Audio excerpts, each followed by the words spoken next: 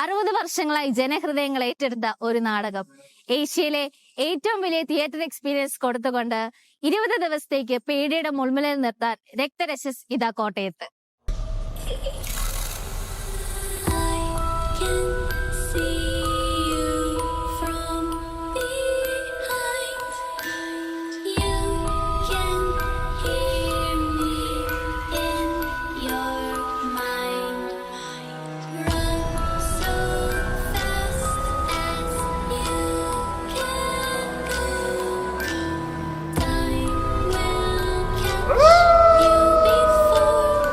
ചേട്ടാ എങ്ങനെ ഉണ്ടായിരുന്നു?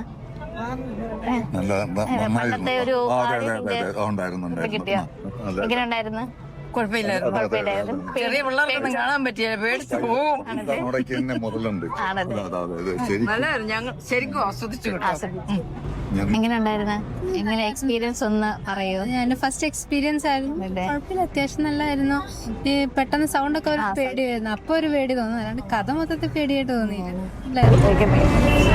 എങ്ങനെ ഉണ്ടായിരുന്നു ചേട്ടാ എക്സ്പീരിയൻസ് ഒന്ന് പറയൂ. അടിപൊളിയായിരുന്നു.